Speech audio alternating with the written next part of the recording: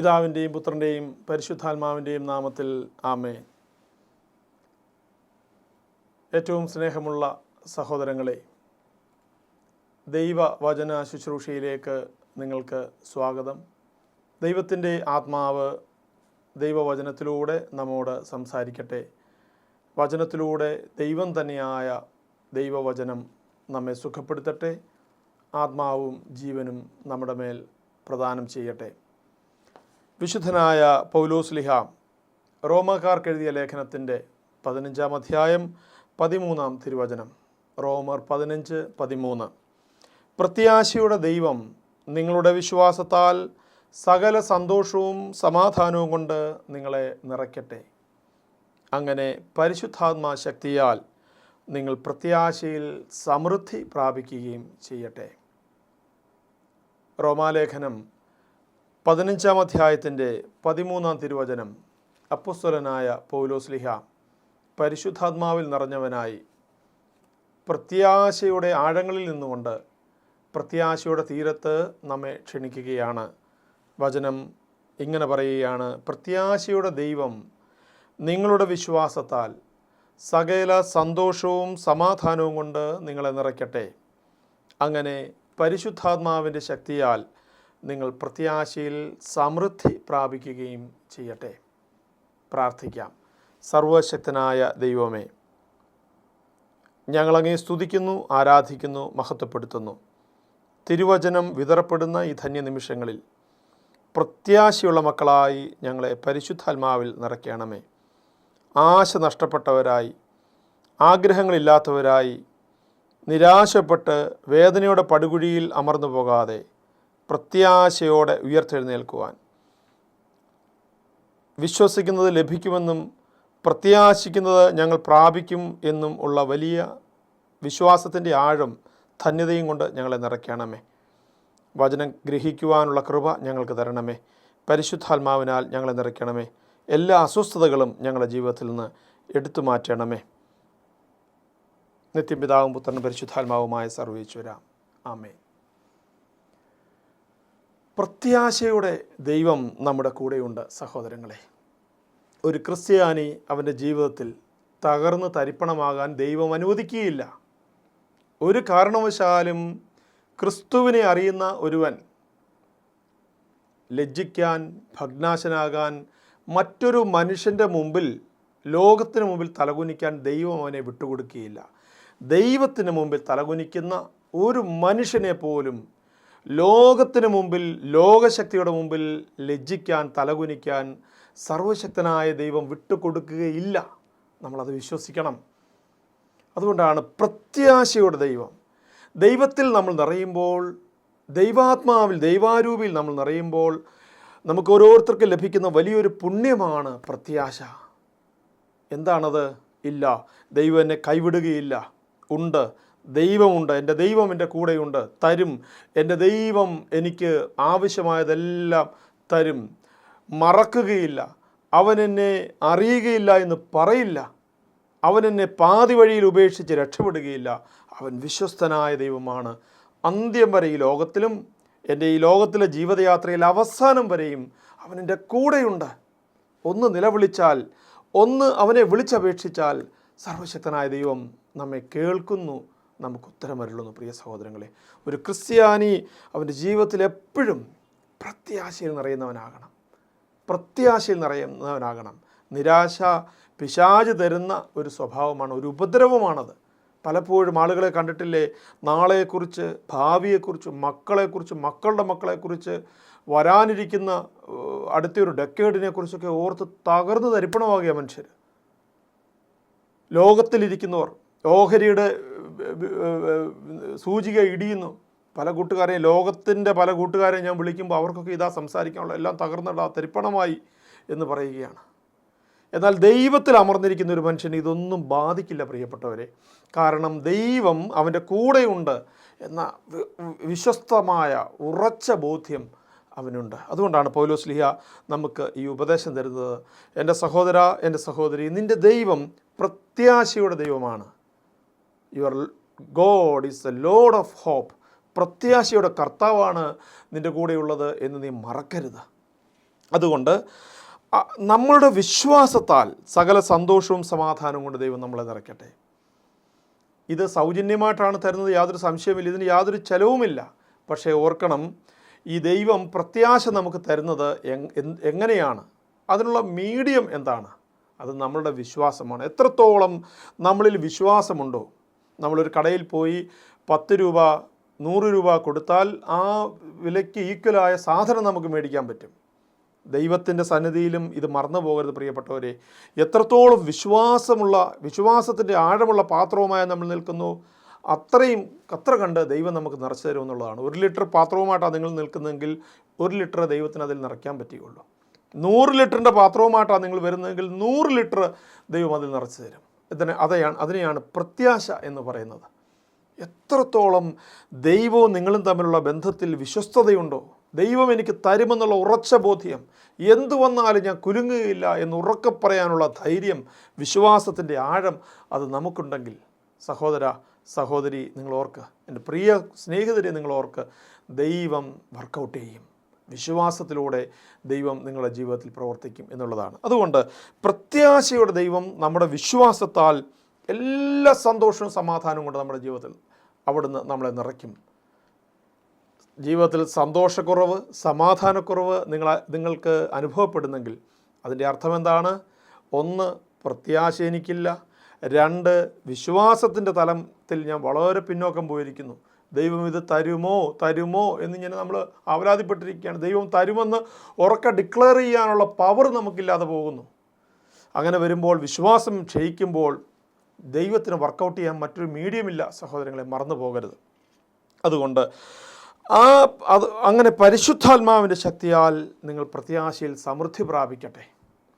അപ്പോൾ ഒരുവന് പ്രത്യാശ, നാളെക്കുറിച്ചുള്ള അവൻ്റെ ഉത്കടമായ ബോധ്യത്തിൽ അവൻ വളരണമെങ്കിൽ പരിശുദ്ധാത്മാവിനെ കൂടെ അവന് കിട്ടിയെങ്കിലേ പറ്റുകയുള്ളൂ. പരിശുദ്ധാത്മാവിൻ്റെ ശക്തി അവൻ്റെ മേൽ ഉണ്ടെങ്കിലേ പറ്റുകയുള്ളൂ. പരിശുദ്ധാത്മാവില്ലാത്തവരാണ് ഇങ്ങനെ കിടുകിടാ കിടന്ന് വിറയ്ക്കുന്നത്. പരിശുദ്ധാത്മാവിൽ നിറയപ്പെടാത്തവരാണ് എന്തെങ്കിലും ഒരു ചെറിയ കാറ്റോ കോളോ കൊണ്ടാൽ അവർ ആടി ഉലഞ്ഞു പോകുന്നത്. വിശ്വാസം ക്ഷയിക്കുന്നു, ദൈവത്തെ പരിഹസിക്കുന്നു, ലോകത്തെ സഹോദരങ്ങളെ തെറി പറയുന്നു. അങ്ങനെ നിർജീവരായിട്ട്, അല്ലെങ്കിൽ ശവങ്ങളെപ്പോലെ അവർ ജീവിച്ച് മുന്നോട്ട് പോകുന്നു. അതുകൊണ്ട് പ്രത്യാശയുടെ ദൈവം നമ്മുടെ വിശ്വാസത്താൽ എല്ലാ സന്തോഷവും സമാധാനവും കൊണ്ട് നമ്മളെ നിറയ്ക്കും, യാതൊരു സംശയവും വേണ്ട. രണ്ടാമത്തത്, പരിശുദ്ധാത്മശക്തിയാൽ നമ്മൾ പ്രത്യാശയിൽ സമൃദ്ധി പ്രാപിക്കും. ഒന്ന് ചങ്കത്ത് കൈകൾ വെച്ചുകൊണ്ടൊന്ന് പറഞ്ഞേ, പ്രത്യാശയുടെ ദൈവം എൻ്റെ വിശ്വാസത്താൽ സകല സന്തോഷവും സമാധാനവും കൊണ്ട് എന്നെ നിറയ്ക്കാൻ പോകുന്നു. എൻ്റെ വിശ്വാസത്താൽ ദൈവം അത് ചെയ്യാൻ പോകുന്നു. അതുകൊണ്ട് ഞാൻ വിശ്വാസത്തിൽ ഉയരണം. വിശ്വാസത്തിൻ്റെ ബാലപാഠങ്ങൾ പിന്നിട്ട്, പ്രൈമറി സ്കൂൾ പിന്നിട്ട്, അതിൻ്റെ +2 പിന്നിട്ട്, ഡിഗ്രി പിന്നിട്ട്, പോസ്റ്റ് ഗ്രാജുവേഷൻ പിന്നിട്ട്, അതിൻ്റെ PhDയിലേക്ക് നമ്മൾ വരണം. അത് മറന്നു പോകരുത്. വളരണം പ്രിയപ്പെട്ടവർ. ഇന്ന് നമ്മൾ അംഗൻവാടിയിലും LKGയിലും കിടക്കരുത്, വളരണം നമ്മൾ. അതുകൊണ്ട് പ്രത്യാശയുടെ ദൈവം നമ്മളുടെ വിശ്വാസത്താൽ എല്ലാ സന്തോഷവും സമാധാനവും കൊണ്ട് നമ്മളെ നിറയ്ക്കും. പരിശുദ്ധാത്മാവിൻ്റെ ശക്തിയാൽ അവിടുന്ന് പ്രത്യാശയിൽ നമ്മളെ സമൃദ്ധരാക്കി തീർക്കും. പ്രത്യാശ നമ്മളിൽ നിറയാൻ പരിശുദ്ധാത്മാവ് നമുക്ക് ആവശ്യമാണ്. ഈ കഴിഞ്ഞ നാളുകളിൽ പ്രത്യേകിച്ച് പെന്തക്കൊസ്താ കാലമാണ് കഴിഞ്ഞു പോയത്. അപ്പസ്തലന്മാരുടെ മേൽ തീനാളങ്ങളായി ഇറങ്ങി വന്ന ദൈവത്തിൻ്റെ ആത്മാവ് തിരുസഭയെ പണിതുയർത്തി.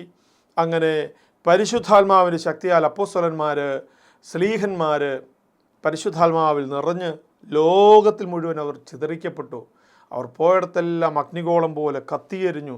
സഭ, വിശ്വാസികൾ ലോകത്തിൻ്റെ എല്ലാ ഭൂഖണ്ഡങ്ങളിലും സംജാതമായി അവർ ജനിച്ചു, പുതിയ മനുഷ്യരായി തീർന്നു, ക്രിസ്തുവിന് വേണ്ടി ജ്വലിക്കുന്നവരായി തീർന്നു. അങ്ങനെ ക്രിസ്തുവിനെ ലോകം മുഴുവനും അറിഞ്ഞു എന്ന് നമ്മൾ മറന്നു പോകരുത്. സഹോദരങ്ങളെ, നമ്മളെയും ദൈവം അതിലേക്കാണ് വിളിക്കുന്നത്. പരിശുദ്ധാത്മാവിൻ്റെ ശക്തിയാൽ നമ്മൾ പ്രത്യാശയിൽ സമൃദ്ധി പ്രാപിക്കണം.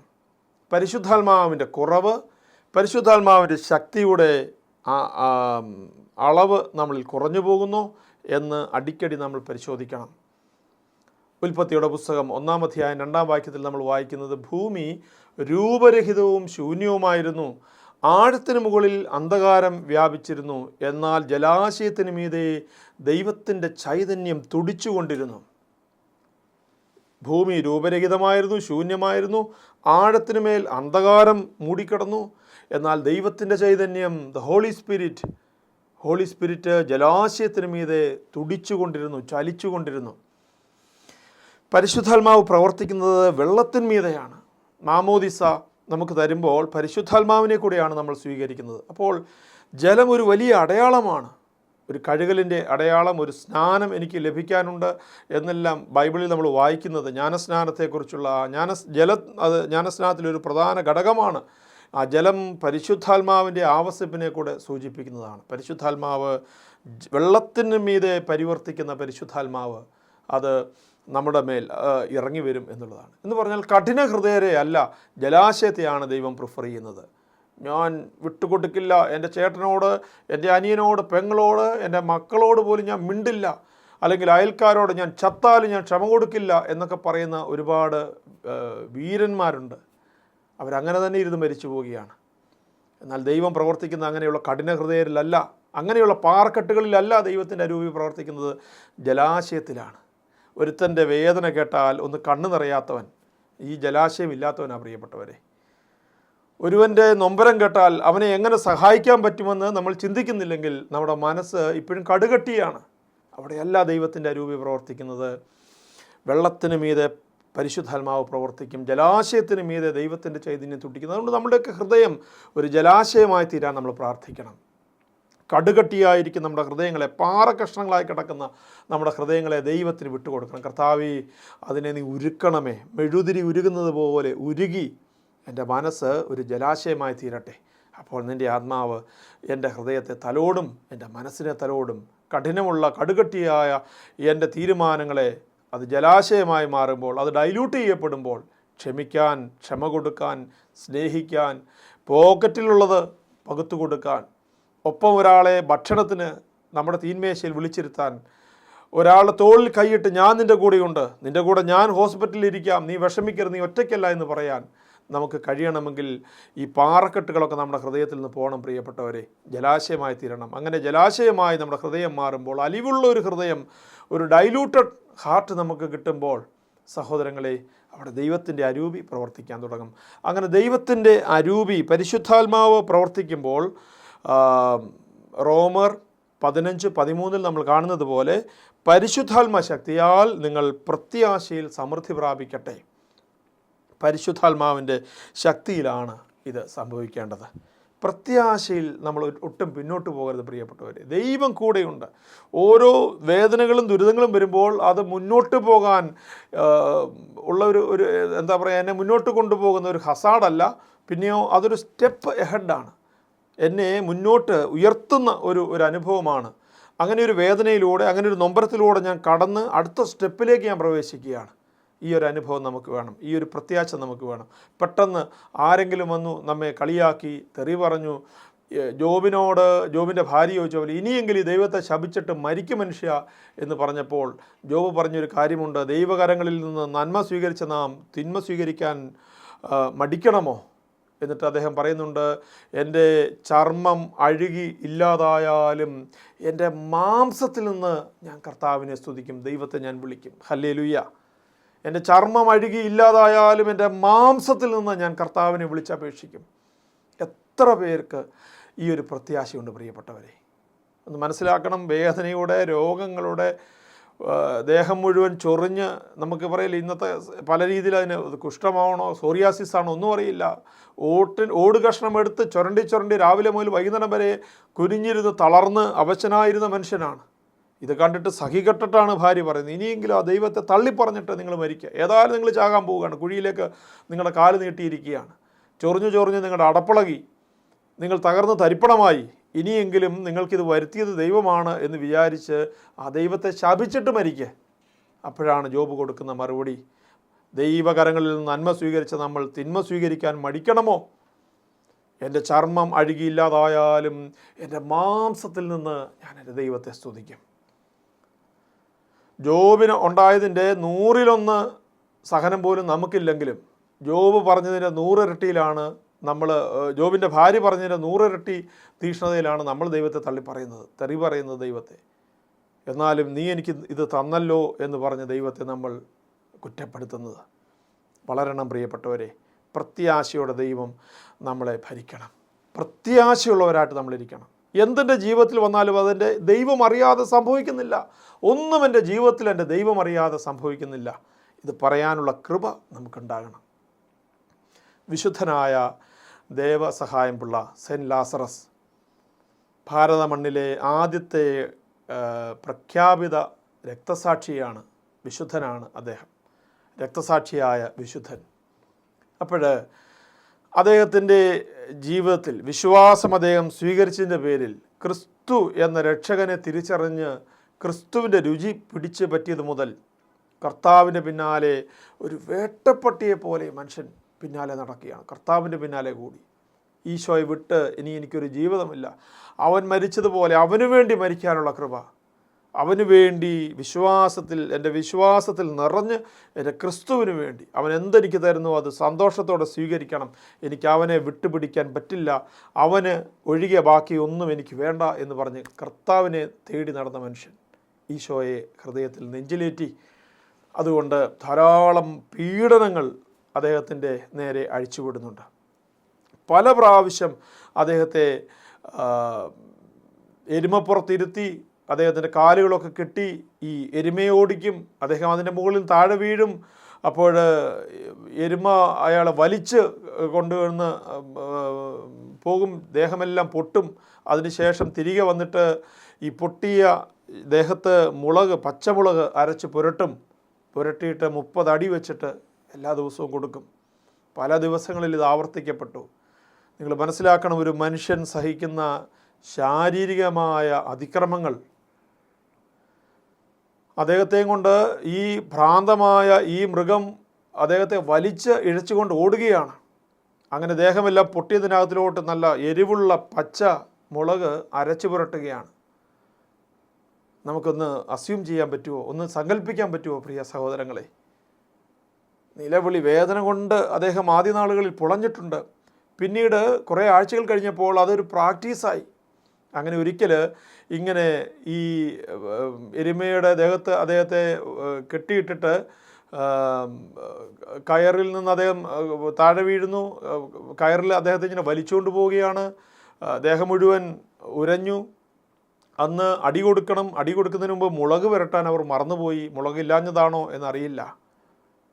അന്ന് വൈകിട്ടാണ് അദ്ദേഹം അത് ഓർത്തത്. ദൈവമേ, ഇന്ന് എൻ്റെ ദേഹത്ത് മുളക് പുരട്ടിയിട്ടല്ല അവരെന്നെ അടിച്ചത്. കർത്താവേ, ഒരു സഹനക്കുറവായിട്ട് അദ്ദേഹം ദൈവത്തോട് പറയുകയാണ്, ഇന്ന് എന്നെ മുളക് പുരട്ടിയില്ലല്ലോ ദൈവമേ എന്ന് പറഞ്ഞ് ദൈവത്തോടൊരു കുറ്റബോധം പോലെ ആ മനുഷ്യൻ കരയുകയാണ്. ഇന്ന് എനിക്ക് അങ്ങനെ ആ സഹനത്തിൽ നിന്നുകൊണ്ട് നിൻ്റെ മുഖം കാണാൻ എനിക്ക് കഴിഞ്ഞില്ല എന്ന് പറയുന്ന ദേവസഹായം പിള്ള, വിശുദ്ധനായ ദേവസഹായം പിള്ള.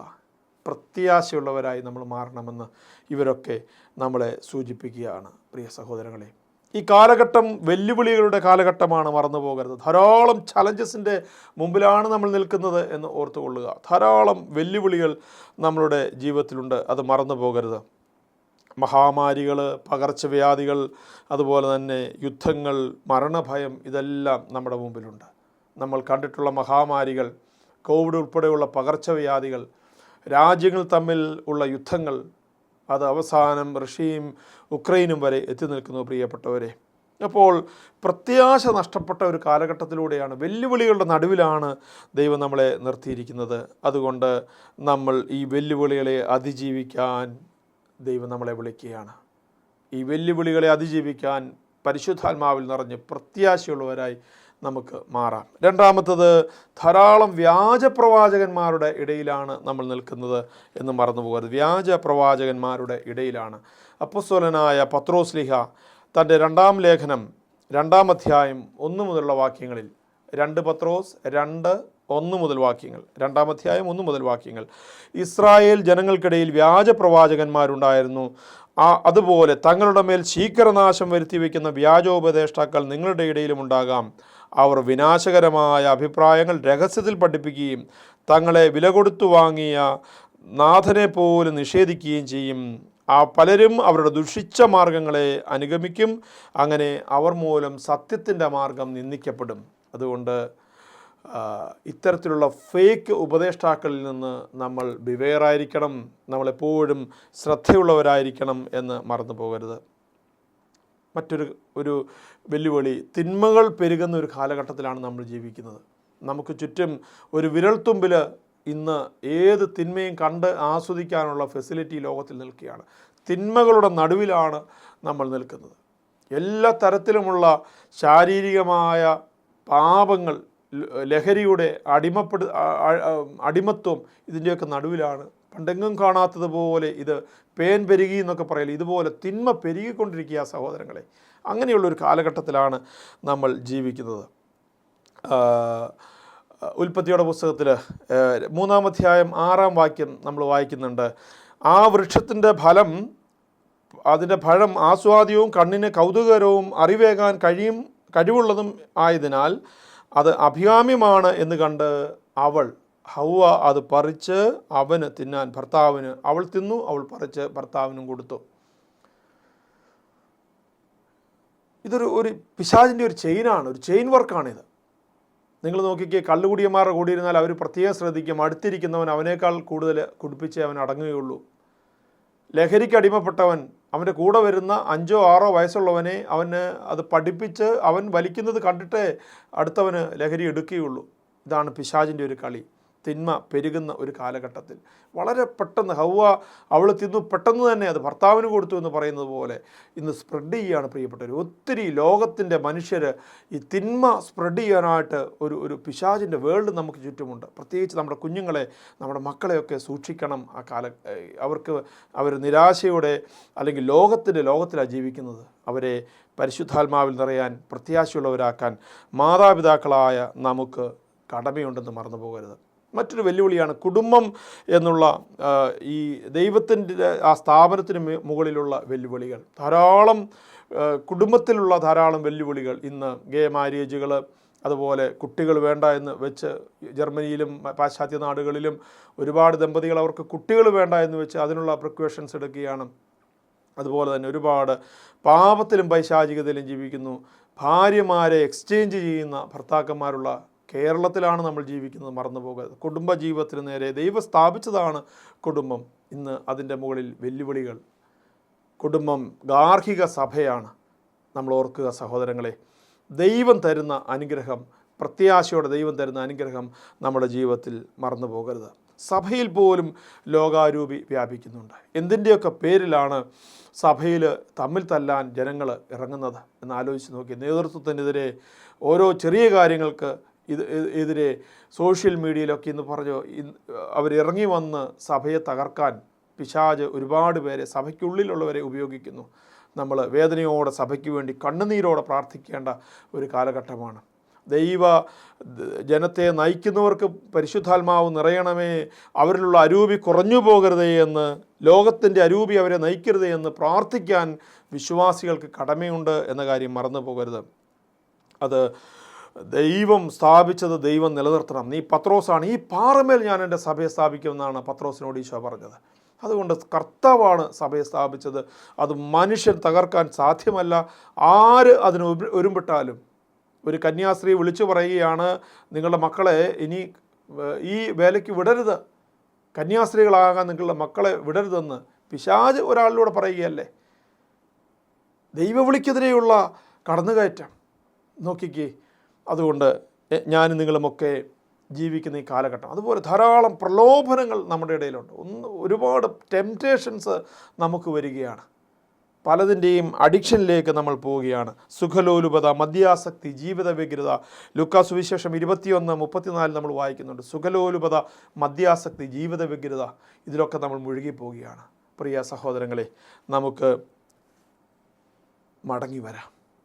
ക്രിസ്തുവിലേക്ക് നമുക്ക് മടങ്ങി വരാം. ക്രിസ്തീയ ജീവിതം ഒരു വ്യക്തിയെ കണ്ടുമുട്ടുന്ന ജീവിതമാണ്. ക്രിസ്തു എന്ന രക്ഷകനെ കണ്ടുമുട്ടുന്ന ജീവിതമാണ്. മറന്നു പോകരുത്. ദൈവം സമൃദ്ധമായി നമ്മളെ അനുഗ്രഹിക്കട്ടെ. റോമർ 15:13 പ്രത്യാശയോടെ ദൈവം നമ്മുടെ വിശ്വാസത്താൽ സകല സന്തോഷവും സമാധാനവും കൊണ്ട് നമ്മളെ നിറയ്ക്കട്ടെ. അങ്ങനെ പരിശുദ്ധാത്മശക്തിയാൽ നമ്മൾ പ്രത്യാശയിൽ സമൃദ്ധി പ്രാപിക്കട്ടെ. ദൈവം സമൃദ്ധമായി നിങ്ങളെ അനുഗ്രഹിക്കട്ടെ, കൃപാവരങ്ങളാൽ നിറയ്ക്കട്ടെ. മക്കൾക്ക് പ്രത്യാശ പകർന്നു കൊടുക്കുക. അയൽക്കാർക്ക്, വരും തലമുറയ്ക്ക് ദൈവം കാത്തുകൊള്ളും, ദൈവമുണ്ട്, ഇത് മാത്രം പറഞ്ഞാൽ മതി. നമ്മൾ ആ വിശ്വാസത്തിൽ നിറഞ്ഞ് ഇത് മറ്റൊരാൾക്ക് പകർന്നു കൊടുക്കുക. എൻ്റെ കുഞ്ഞെ, എൻ്റെ സഹോദര, എൻ്റെ മകളെ, എൻ്റെ സഹോദരി, എൻ്റെ കൂട്ടുകാരാ, ദൈവമുണ്ട്, എന്നെ രക്ഷിച്ച ഒരു ദൈവമുണ്ട്, എന്നെ സ്നേഹിക്കുന്ന ഒരു ദൈവമുണ്ട്, അവൻ നിന്നെയും സ്നേഹിക്കുമെന്ന് പറഞ്ഞു കൊടുക്കുക. നീ ദൈവരാജ്യത്തിൽ നിന്ന് അകലെയല്ല, ദൈവത്തോട് അടുത്തിരിക്കണം. അങ്ങനെ പ്രത്യാശയിൽ അവരെ നിറയ്ക്കുക. പ്രത്യാശയിൽ നിറയാൻ പരിശുദ്ധാത്മാവ് നമ്മളെ സഹായിക്കട്ടെ. എല്ലാ കൃപാവരങ്ങളാലും ദൈവം നമ്മളെ അനുഗ്രഹിക്കട്ടെ. പിതാവിൻ്റെയും പുത്രൻ്റെയും പരിശുദ്ധാത്മാവിൻ്റെയും നാമത്തിൽ ആമേൻ.